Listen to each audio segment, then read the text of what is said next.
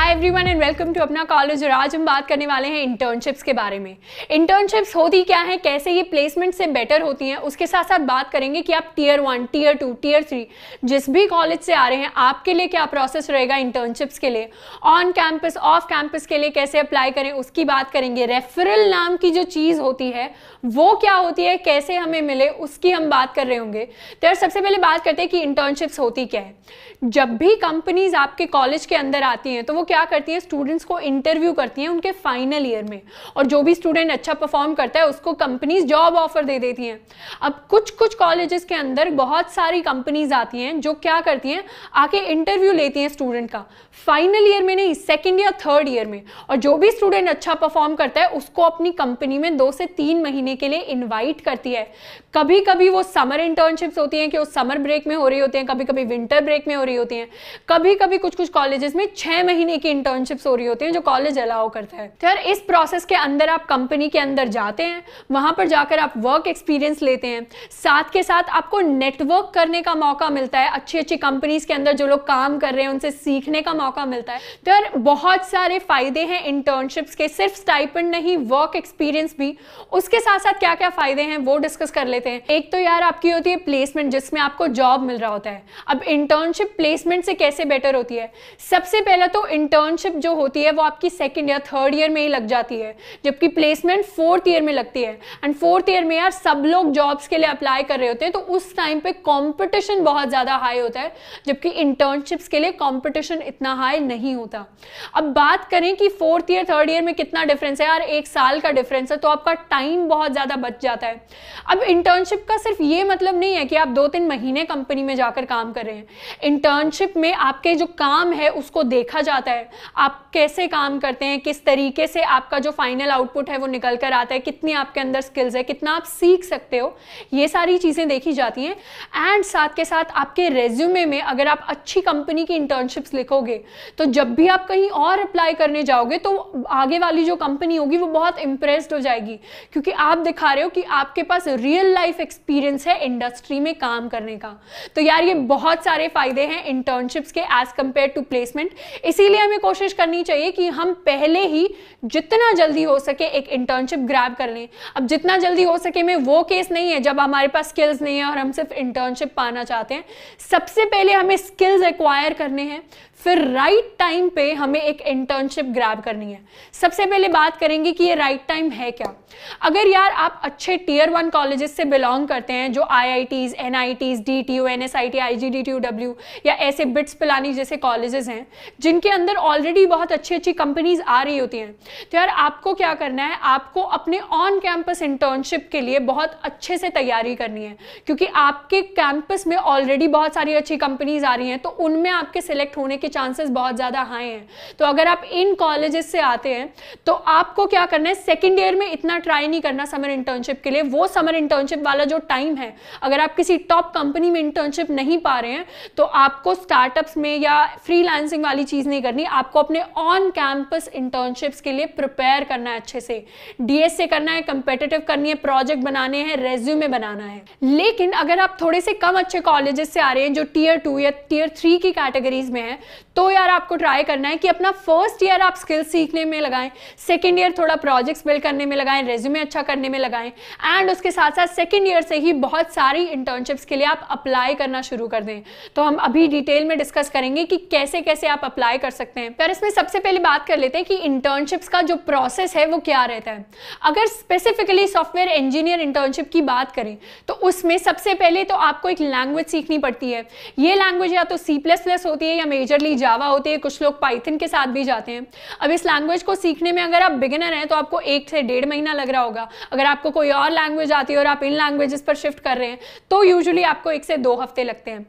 अब एक बार आपने ये सीख लिया तो ऑन कैंपस इंटर्नशिप्स की अगर बात करें तो यार ऑन कैंपस इंटर्नशिप वो होती है जिसमें कंपनी आपके ही कैंपस के अंदर आती है इंटरव्यू लेने के लिए, एंड सिर्फ कैंपस के बच्चे ही कॉन्टेस्ट में पार्टिसिपेट कर रहे होते हैं या फिर कंपीट कर रहे होते हैं उन इंटर्नशिप्स के लिए। तो यार ऑन कैंपस इंटर्नशिप्स की बात करें तो उसके लिए आपको एक अच्छी GPA मेंटेन करना बहुत जरूरी है। अच्छी GPA मतलब एटलीस्ट 8+। अगर आप अच्छी GPA मेंटेन करते हैं तो आपके सिलेक्ट होने के चांसेस बढ़ जाते हैं, क्योंकि आप कोडिंग राउंड में अगर पास हो भी जाओ तो यार अगर 20 बच्चे पास हुए हैं तो उनमें से अगर उनको 2 लोग ही हायर करने हैं तो वो क्या करेंगे, वो मैक्सिमम 10 लोगों को इंटरव्यू कर सकते हैं, 5 को इंटरव्यू कर सकते हैं। तो अगर सबके सेम मार्क्स हैं तो वो कट लगा देंगे जीपीए के बेसिस पर, जिसकी एक कैप से ऊपर जीपीए होगी सिर्फ उनको वो लोग इंटरव्यू कर रहे होते हैं। क्योंकि उनको सिर्फ ये नहीं देखना कि आपको कोडिंग करनी आती है, उनको ये भी देखना है कि आप मल्टीपल चीजें बैलेंस कर सकते हो क्या आप अपनी कॉलेज की पढ़ाई को अपने कोडिंग के साथ बैलेंस कर सकते हो। तो वो भी एक इंपॉर्टेंट फैक्टर होता है एक अच्छी जीपीए के पीछे। तो ये लॉजिक यार कंपनीज लगा रही होती हैं, तो अच्छी जीपीए आपको रखनी है। अगर ऑफ कैंपस में भी जा रहे हैं तो भी अच्छी जीपीए रखे तो कोई हर्ज नहीं है यार। अच्छी जीपीए हमेशा हमें काम आती है, चाहे वो कॉलेज के बाद हो या कॉलेज के अंदर हो। एंड इसको यूजुअली हम लोग अंडरमाइन कर देते हैं, हम सोचते हैं कॉलेज की पढ़ाई इतनी यूजफुल नहीं लग रही तो कॉलेज में हम पढ़ते नहीं हैं, लेकिन ये हमें नहीं करना। अगर चीज़ें इंटरेस्टिंग नहीं लग रही फिर भी यार इंटरेस्ट मार के थोड़ा सा हमें पढ़ लेना चाहिए एक अच्छी जीपीए के लिए, क्योंकि वो रेज्यूमे पर बहुत अच्छी लगती है, आपके प्लेसमेंट के चांसेस को वो बढ़ा ही रही होती है, घटा नहीं रही होती। अब ऑन कैंपस में यार एक सीधी सी चीज़ होती है कि कंपनीज आपके कैंपस के अंदर आती है, वो इंटरव्यूज लेती है या फिर वो उससे पहले कोई कोडिंग राउंड लेती है, आप कोडिंग करके उस राउंड को क्लियर करते हैं, इंटरव्यूज को क्लियर करते हैं, फिर आपको प्लेसमेंट मिल जाती है या फिर इंटर्नशिप मिल जाती है।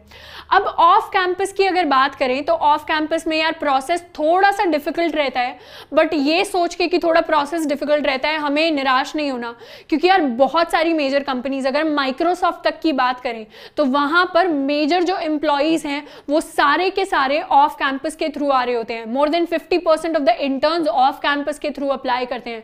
तो ऑफ कैंपस इंटर्नशिप बहुत ज्यादा जरूरी है। तो अगर आप टीयर 2 टीयर 3 से आ रहे हैं तो आपको ये नहीं सोचना कि हमारा कॉलेज थोड़ा कम अच्छा है तो हमारे लिए प्रोसेस डिफिकल्ट है, ऐसा नहीं है। क्योंकि मेजर लोग जो कंपनीज में जाकर काम करते हैं वो आपके ही कॉलेजेस से उठकर आए हैं, तो आपको उनसे इंस्पिरेशन लेनी है और थोड़ा हार्ड वर्क करना है। अब यार जब आप ऑफ कैंपस के लिए अप्लाई करते हैं तो उसमें सबसे पहले तो कंपनीज जो होती हैं सबके अपने करियर पेज होते हैं, पोर्टल होते हैं, वेबसाइट्स होती हैं जहां पर वो निकाल देते हैं कि हाँ हम इंटर्न्स को हायर कर रहे हैं। तो आप क्या कर सकते हैं, आप अपना रेज्यूमे बनाएं और वो रेज्यूमे अपलोड कर दें, अपनी एक एप्लीकेशन भर दें उनकी वेबसाइट पर। अब रेज्यूमे यार एक पीस ऑफ पेपर होता है जिसमें आप बताते हैं आपके स्किल्स क्या है, अपने बारे में बेसिकली सब कुछ इंपॉर्टेंट चीज़ें आप बता देते हैं। तो रेज्यूमे आपको बिल्ड करना है, वो आपको अप्लाई करना है वेबसाइट पर। अब यार ऑफ कैंपस इंटर्नशिप में एक बहुत ही मेजर चीज़ होती है जिसको नाम देते हैं हम रेफरल्स। रेफरल्स होते हैं क्या है, जब कंपनी जॉब रोल निकालती है या इंटर्नशिप के लिए रोल निकालती है तो क्या होता है, बहुत सारे कॉलेजेस के हजारों स्टूडेंट्स अप्लाई करते हैं, पर कंपनीज यूजुअली सबके रेज्यूमे, सबकी प्रोफाइल नहीं देखती। वो क्या करती है, एक स्मॉल नंबर ऑफ पीपल के रेज्यूमेस को वो चेक करती हैं। और ये स्मॉल नंबर ऑफ पीपल क्या होते हैं, वो लोग जिनके पास रेफरल नाम की एक मैजिकल चीज होती है। अब रेफरल यार ये होता है कि कंपनी अपने एम्प्लॉयज को बता देती है कि आपके कॉलेज के एक ऐसे स्टूडेंट को जानते हो जिसके पास स्किल्स हैं कि वो हमारी कंपनी में आकर काम कर सके। अगर एम्प्लॉय ऐसे किसी स्टूडेंट को जानते हैं तो वो रेफर कर देते हैं कंपनी को या स्टूडेंट को रेफरल दे देते हैं। तो क्या होता है, उस स्टूडेंट की प्रोफाइल के शॉर्टलिस्ट होने के चांसेस बढ़ जाते हैं, उनके इंटरव्यू होने के चांसेस बढ़ जाते हैं, क्योंकि उस कंपनी का एक एम्प्लॉय आपके लिए वाउच कर रहा है, वो कह रहा है कि आपके पास बहुत अच्छे स्किल्स हैं। और बदले में यार एम्प्लॉयज को इसके लिए एक अच्छी खासी जो अमाउंट है वो कंपनी ऑफर करती है कि आप एक अच्छे स्किल्ड स्टूडेंट को हमारी कंपनी में काम करने के लिए लेकर आए। तो रेफरल के लिए यार प्रोसेस कुछ ऐसा रहता है कि सबसे पहले तो आप अपने कॉलेज के एल्यूमिनाई को देखें, वो स्टूडेंट्स जो आपसे पहले पढ़ते थे, जो अच्छी अच्छी कंपनीज में प्लेस्ड हैं। आप सोशल मीडिया के थ्रू उनको कांटेक्ट करें, उनसे बात करें, उनको प्रूव करें कि आपके अंदर स्किल्स हैं। या फिर आप लिंक्डइन पर जाकर कंपनीज के एम्प्लॉयज के बारे में सर्च कर सकते हैं एंड उनको एक अच्छा मैसेज ड्रॉप कर सकते हैं, अपना रेज्यूमे अटैच कर सकते हैं। और आप प्रूव कैसे करेंगे कि आपके पास स्किल्स है, सबसे पहले तो यार आपको अच्छे से डीएसए आना चाहिए, आपकी कंपेटिटिव कोडिंग की प्रोफाइल अच्छी होनी चाहिए। कंपेटिटिव कोडिंग की प्रोफाइल अच्छी होने का मतलब है कि CodeChef, Codeforces, HackerRank, HackerEarth, LeetCode, GFG जैसी साइट्स पर आपने बहुत सारे क्वेश्चंस किए हों, बहुत सारे कॉन्टेस्ट में पार्टिसिपेट किया हो, उन कॉन्टेस्ट के अंदर आपकी रैंक अच्छी हो, आप 4 स्टार, 5 स्टार, 6 स्टार कोडर हो, या फिर आपको और अच्छे अच्छे टाइटल्स मिल रखे हो दूसरी किसी साइट्स पर, तो वो आप उनको दिखाएंगे। आपने कॉलेज में अच्छे प्रोजेक्ट्स कर रखे हैं वो आप उनको दिखाएंगे, आपकी जीपीए अच्छी है वो आप उनको दिखाएंगे, तो वो डेफिनेटली इंप्रेस्ड होंगे। क्योंकि हर कोई एम्प्लॉय चाहता है यार कि उनकी कंपनी के अंदर अच्छे स्टूडेंट्स आकर काम करें, उससे उनकी भी प्रोफाइल बेटर होती है, स्टूडेंट की भी बेटर होती है और कंपनी की भी बेटर होती है। तो इस तरीके से आप जाकर रेफरल्स के लिए अप्रोच कर सकते हैं एंड ऑफ कैंपस में रेफरल्स काफ़ी हेल्प करते हैं स्टूडेंट को इंटर्नशिप्स गेन करने के लिए। अब यार इंटर्नशिप सिर्फ ऐसा नहीं है कि आप मेजर कंपनीज या एमएनसीज में ही जाके अप्लाई कर सकते हैं। अगर आप फर्स्ट ईयर या सेकेंड ईयर में हैं तो फर्स्ट ईयर तो आई वुड सजेस्ट कि आप अपनी इंटर्नशिप की तैयारी में लगाएं, मतलब स्किल्स सीखने में लगाएं, रेज्यूमे बिल्ड करने में लगाएं, और फिर सेकेंड ईयर से इंटर्नशिप्स के लिए अप्लाई करना शुरू करें। अब यार सेकेंड ईयर में जब भी आप इंटर्नशिप करने के लिए जाते हैं तो बहुत सारे प्रोग्राम्स होते हैं कंपनीज के जिनमें आप अप्लाई कर सकते हैं, अगर आपको सेकेंड ईयर के अंदर पर्टिकुलरली या फर्स्ट ईयर के अंदर ही अप्लाई करना है इंटर्नशिप्स के लिए। यार जब भी आप इंटर्नशिप्स के लिए अप्लाई कर रहे हैं तो जरूरी नहीं है कि आप टॉप एमएनसीज में अप्लाई करें, आप स्टार्टअप से शुरू कर सकते हैं। तो आप स्टार्टअप्स में जाइए, छोटी कंपनीज में अप्लाई करिए, वहां पर जाकर एक तो आपके एक्सेप्ट होने के चांसेस बहुत ज़्यादा बढ़ जाएंगे, आपको इंटर्नशिप मिलने के चांसेस बढ़ जाएंगे, आपको एक्सपीरियंस मिलेगा, एंड साथ के साथ आप अगर अगली कंपनी पर जंप होना चाहते हैं तो वो प्रोसेस आपके लिए बहुत आसान हो जाएगा, आपका रेज्यूमे भी बेटर हो जाएगा अगर आप इंटर्नशिप एक्सपीरियंस अपनी कंपनी के अंदर लिखते हैं तो। अब यार ऐसा नहीं है कि आप सिर्फ एस्टैब्लिश्ड कंपनीज में जाकर ही अप्लाई कर सकते हैं इंटर्नशिप के लिए। आप इंटर्नशिप के लिए लोकल कंपनीज या लोकल स्टार्टअप्स जैसे इंटर्नशाला जैसी वेबसाइट्स पर जाकर अप्लाई कर सकते हैं, या फिर आप फ्रीलांसिंग कर सकते हैं। एक बार आपने स्किल सीख ली तो उसका भी इंटर्नशिप जैसा ही आपको एक्सपीरियंस मिल रहा होगा, तो यार फ्रीलांसिंग के लिए फ्रीलांसर जैसी वेबसाइट्स पर आप जा सकते हैं। तो इस तरीके से सॉफ्टवेयर इंजीनियर की फील्ड में आपके लिए इंटर्नशिप एक तो बहुत ज़्यादा इंपॉर्टेंट है, एंड उसके लिए आप बहुत सारे तरीकों से अप्लाई कर सकते हैं। लेकिन अगर यार आप सॉफ्टवेयर इंजीनियर के लिए अप्लाई नहीं करना चाहते, आप दूसरी फील्ड्स के लिए अप्लाई करना चाहते हैं, तो उनके लिए भी इंटर्नशिप्स बहुत ज़्यादा इंपॉर्टेंट है। अब यार इसमें सबसे मेजर सवाल जो काफ़ी सारे स्टूडेंट्स पूछते हैं वो ये पूछते हैं कि हमें बहुत कम स्टाइपेंड वाली या अनपेड इंटर्नशिप ऑफर हो रही है, तो क्या हमें जाकर वो इंटर्नशिप करनी चाहिए? तो यार इसमें सबसे पहले तो हमें एनालाइज करना पड़ेगा कि क्या राइट टाइम है हमारे लिए इंटर्नशिप करने का, क्या हमने स्किल्स सीख लिया एंड उसके बाद हम इंटर्नशिप कर रहे हैं।